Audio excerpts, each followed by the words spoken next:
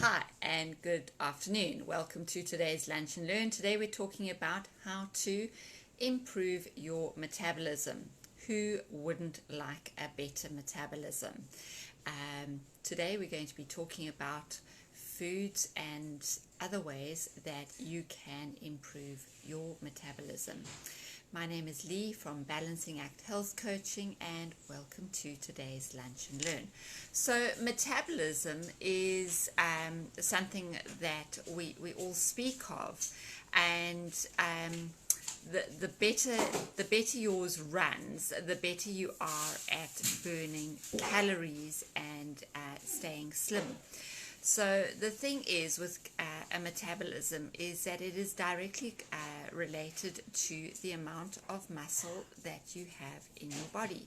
So if you have more muscle than fat, then you are going to have a better functioning metabolism than if you have less muscle and a bit more fat.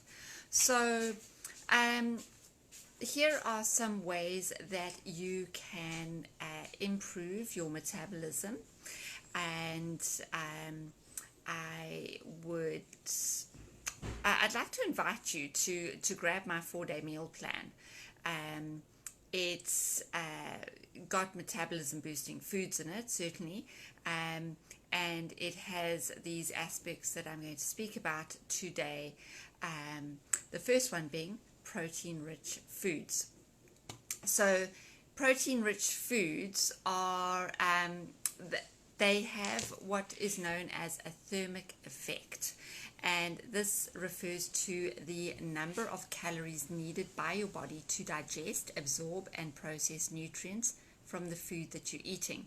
So protein foods have, they increase your thermic effect, and this means that you should be eating proteins at every meal, and those can be plant-based protein, or they can be animal-based protein, so chicken, meat, fish, eggs, dairy, legumes of all the varying kinds, nuts and seeds. Those will all help to increase your metabolism for a few hours. Hi Jacinta, thanks for stopping by. And then the other thing that you want to look at ensuring is that you are eating sufficient quantities of foods that contain iron, zinc, and selenium.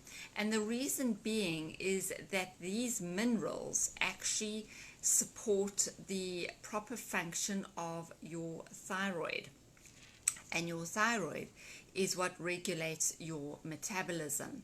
So foods that include zinc would be oysters, certainly, nuts and seeds, and then your iron-rich foods like your leafy greens. Those are a good addition to any meal, along with organ meats like chicken livers and beef liver, and kidneys and such like. I don't particularly like kidneys myself, but I do like chicken livers in a peri-peri sauce. So those are great ways to increase your zinc and selenium and your iron. And also don't forget your seafood like your mussels and your prawns and your fish for your selenium and zinc stores. Now, another food that you could include is chili peppers.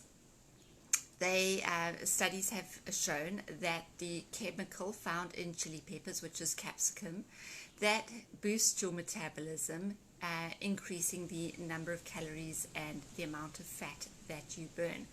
So, yeah, I'm certainly not suggesting that you chew on chilies all day, but adding a couple of chilies to a meal could certainly help, and they also have appetite reducing properties.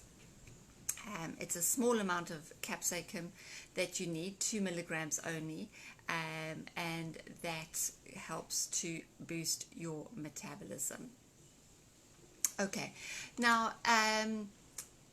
drinking green tea and oolong tea, the caffeine and the catechins in those teas help your body to convert the fat that is stored into free fatty acids, and that increases your fat burning by 10 to 17%. And they are low in calories, so it's great for both weight loss and weight maintenance too.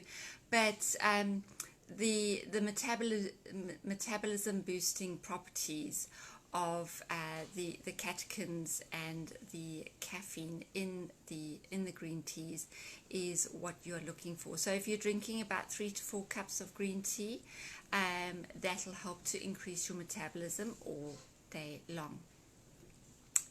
Getting a good night's sleep is definitely going to help with your metabolism in a roundabout way, because when you have a lack of sleep, then that leads to an increase in your blood sugars and an increase in insulin resistance, and this it's all linked to your hunger hormone, ghrelin, and your satiety hormone, leptin. So when you don't get enough sleep, then your hunger hormone goes rocketing, and your satiety hormone, leptin, bottoms out, and that's why you just keep eating and eating, and you're craving those sugary fatty foods because you're looking for energy. Another thing that you can do is you can replace your cooking fats and your vegetable oils with coconut oil. Coconut oil has medium chain fatty acids, which help to increase your metabolism better than long chain fats like butter, and vegetable oils just shouldn't be used at any time because they have a negative effect on your overall health. So using coconut oil for your cooking, whether it's for your baking or roasting or frying, coconut oil is your choice of oil to do that. Olive oil is great for adding to your salads, but it doesn't work so well when it is exposed to a high heat. So I wouldn't recommend olive oil for cooking. Salads, definitely.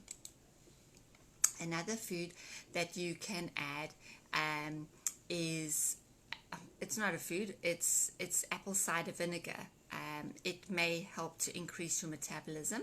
Studies in mice and rats have shown it to increase the metabolism of rats and mice.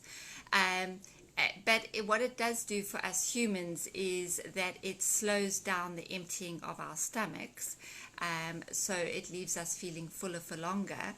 And apple cider vinegar also helps with the digestion of our food. So having a tablespoon in a large glass of water, actually I like to put it into a big bottle, and then drink that apple cider vinegar water during the day. So that's